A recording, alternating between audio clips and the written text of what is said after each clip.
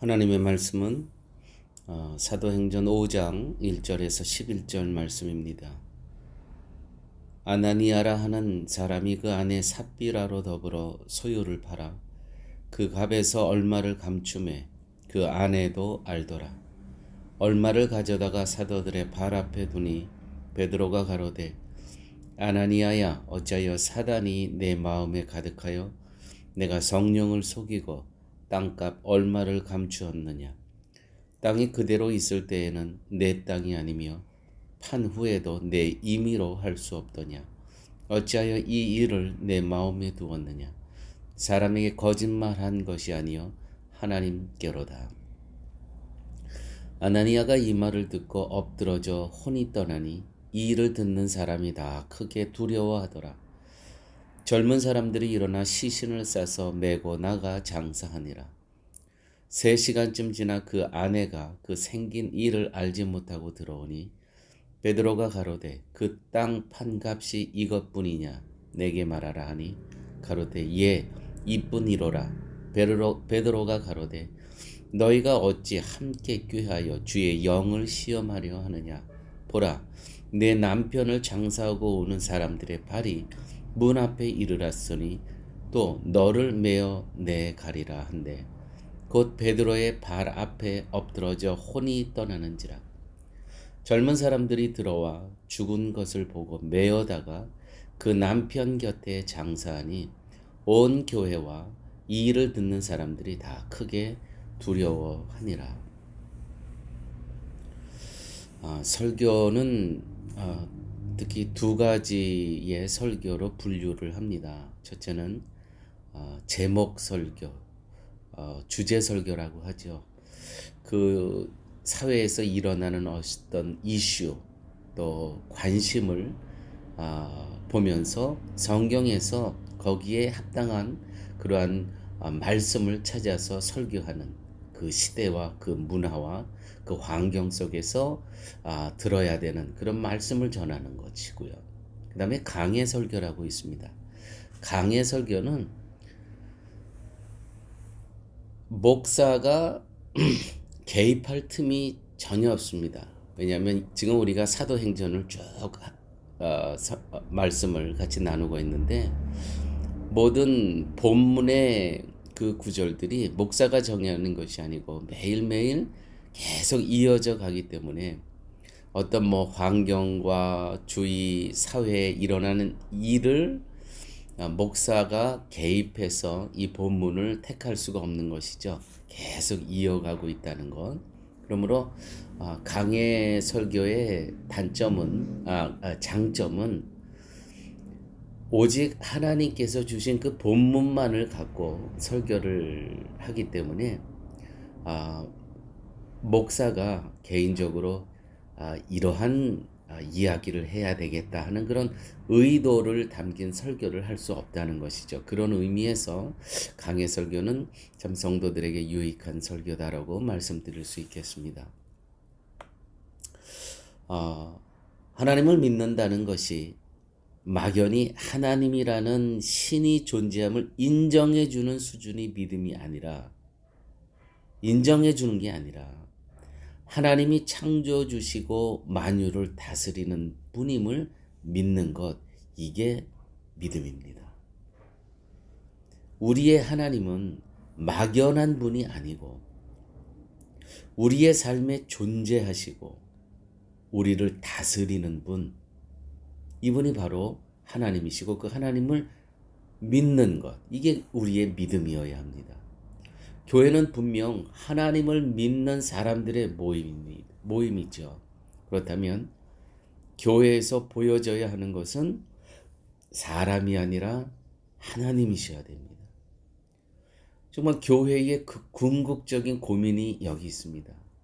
특별히 목사로서 우리 쉴만한 물가 교회에 하나님이 창조주, 하나님이 만유의 주인 되시는 그분이 성도님들에게 보여져야 된다는 것이죠. 보여드려야 된다는 것입니다. 이것이 아마 모든 목사님들의 다 똑같은 고민일 것입니다. 어떻게 하면 우주를 창조하시고 우주의 질서를 운행하시고 우리를 구원하여 주신 그 하나님을 성도들에게 보여드릴 수 있는 것.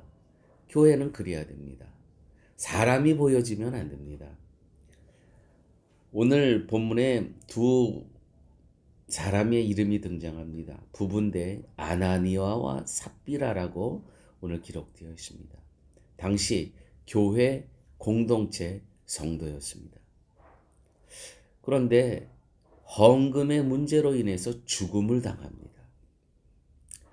3절 이렇게 기록되어 있죠. 베드로가 가로되 아나니아야 어찌하여 사단이 내 마음에 가득하여 내가 성령을 속이고 땅값 얼마를 감추었느냐. 이 아나니아 남편에게 이야기를 이렇게 합니다. 감추고 그것이 전부라고 이야기하고 베드로가 하나님을 속인 것에 대해서 책망하면서 그의 혼이 떠나가죠. 그 다음에 곧바로 이제 이 남편을 장사하고 돌아오는 청년들이 있었을 쯤 해서 또 부인 삽비라가 들어옵니다. 이렇게 기록되어 있죠. 베드로가 가로되 너희가 어찌 함께 꾀하여 주의 영을 시험하려 하느냐. 바로 이전에 어떤 일이 일어나냐면 젊은 사람들이 일어나 시신을 싸서 메고 나가 장사하니라 3시간쯤 지나 그 아내가 그 생긴 일을 알지 못하고 들어오니 베드로가 가로되 그 땅 판값이 이것뿐이냐 내게 말하라니 가로되 예 이뿐이로라. 베드로가 가로되 너희가 어찌 함께 꾀하여 주의 영을 시험하려 하느냐. 보라 내 남편을 장사하고 오는 사람들의 발이 문 앞에 이르렀으니 또 너를 메어 내가니라 한대. 또 이 삽비라 아내가 여기서 죽습니다. 사랑하는 교회 여러분, 아나니와 삽비라의 문제는 무엇이었냐면 그들은 거짓말을 하면서도 하나님을 전혀 두려워하지 않았다는 겁니다. 이들이 헌금을 속인 것은 하나님이 어디 있느냐라는 것입니다. 하나님이 어디 있어? 그러니까 속일 수가 있죠. 이것을 영적인 무감각이라고 합니다. 이 불신앙. 여러분, 영적인 무감각이 되게 되면 혼이 떠나가는 겁니다. 성령이 떠나가는 겁니다. 처음에 내가 거짓말할 수 있습니다. 오케이, 사람이기 때문에. 그런데 첫 번째, 내가 하는 거짓말에 대해서 내가 회개하고 뉘우치지 못하고 돌아서지 못하면 그것을 정당화합니다. 그 다음에 그것을 합법화합니다. 그 다음에 그것이 습관화됩니다. 전혀 내가 죄를 짓고 있는 건 모릅니다. 성령이 떠나간 자의 삶이라는 것이죠. 하나님은 안 계신다는 불신앙 때문에 헌금을 속이면서도 그것을 감출 수 있다고 여기는 것입니다. 아나니아와 삽비라 부부가 보여주는 교회의 모습은 하나님과 상관없이 사람들이 모여서 어울리는 친목 단체에 불과할 뿐입니다. 하나님을 두려워하지 않는 이 공동체 무너지는 공동체의 모습을 보십시오. 그런데 하나님께서 이 무너지는 교회를 그냥 볼 수가 없는 겁니다. 그래서 두 사람을 샘플로 하나님이 죽게 한 겁니다. 목숨을 걷어가신 겁니다. 왜요? 교회를 살리기 위해서입니다. 그 사람들을 죽이려는 의도가 아니라 그거보다 더 큰 하나님의 마음, 교회를 살리시기 위해서 이 두 사람을 택하신 겁니다. 인간들이 서로 어울려서 자기들 마음에 맞는 교회로 만들어가는 공동체가 있습니다. 참 이런 공동체 많이 봅니다. 자기네들 마음에 맞는 교회로. 이게 클럽 수준입니다. 그분들이 하는 이야기를 들으면, 성도라고 하면서 하는 이야기를 들으면 한두 시간 앉아 있어도 어떤 임마누엘 하나님께서 함께 하시면서 그의 삶 가운데 개입하신 이야기는 하나도 들을 수 없습니다. 먹고 사는 얘기, 땅값 오른 얘기, 내 자식 출세한 이야기, 살아계신 하나님을 증거하고 예수 그리스도의 그 십자가의 대속의 성량의 이야기를 하는 이야기는 들을 수가 없습니다. 몇 시간 앉아 있어도 이 사람들이 성도인지 세상 사람들이 전혀 구분이 안 됩니다. 하나님이 이 부부, 남편과 아내를 죽이신 것은 하나님이 교회에서 지키고자 하시는 것이 무엇인가를 보여주시기 위한 것입니다. 다시 한번 말씀드립니다. 이 두 사람을 하나님의 의도와 목적은 이 두 사람이 미워서가 아닙니다. 교회를 지키기 위해서입니다. 교회는 하나님을 경외해야 된다는 것이죠. 하나님이 어디 있어? 라고 하는 순간 나는 거짓말할 수 있는 겁니다. 하나님이 지키시고자 하시는 교회의 순전함은 오직 하나님의 은혜, 모든 것이 하나님의 소유라는 것입니다. 인간의 수단과 인간의 방법으로 세워지는 교회가 아닙니다. 교회는 예수 그리스도의 십자가의 은혜로만 굳게 세워지는 그러한 공동체, 그것이 교회이고요. 그 교회를 하나님이 지키시고 굳게 세우시고 예수 그리스도의 보혈의 피에 적셔져서 온전히 여호와 하나님의 이름을 높이는 그러한 공동체가 된다는 것이죠. 이 본문의 말씀을 전하면서 저도 목사로서 정말 옷깃을 여미는 그러한 시간입니다. 과연 저는 이 쉴만한 물가 교회와 또 선교를 하나님께서 맡겨주신 그 의무와 책임을 다하고 있는가? 순전한 교회, 복음으로 순전한 교회, 예수 그리스도의 보혈의 피로 씻겨진 순전한 교회, 생명의 교회로 오직 하나님만이 드러나는, 보여지게 하는 그러한 교회로 목회하고 있는가? 이 정말 심각한 목사의 고민입니다. 교회의 주인은 하나님이십니다. 여러분들의 가정도 마찬가지입니다. 하나님이십니다. 여러분들의 사업장의 주인도 하나님이셔야 됩니다. 왜요? 여러분은 성도이시기 때문에 그렇습니다. 하나님께서 우리에게 성령을 보내셔서 우리를 다스려 주십니다. 우리 혼자는 안 되거든요. 그래서 성령 하나님을 우리에게 보내주셨습니다. 그런데 그 성령 하나님과 함께 우리가 나의 삶과 가정과 기업을 내가 살아간다면 얼마나 하나님의 은혜겠습니까? 하나님 기뻐하시겠습니까? 그런데 우리는 성령 하나님이 나에게서 떠나게끔, 떠나지 안 되면 안 되게끔 우리는 사단의 종 노릇하는 경우가 종종 있다는 것이죠.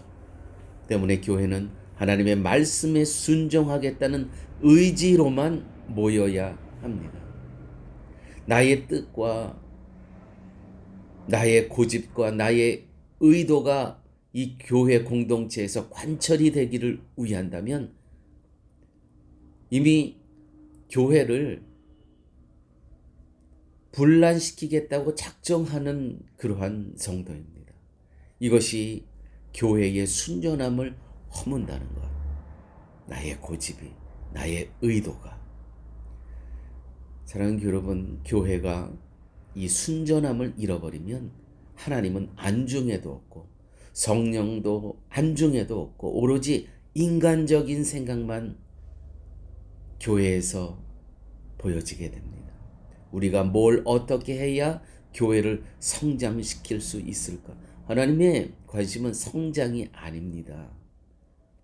하나님의 관심은 순전함입니다. 순전함. 복음으로 깨끗이 젖어 있는 그러한 성도들이 모여 있는 곳. 그래서 온전히 말씀으로만 그리스도의 증인의 삶을 살아가기를 소원하는 하나님의 마음이 이 공동체에 담겨 있어야 되는 것이죠.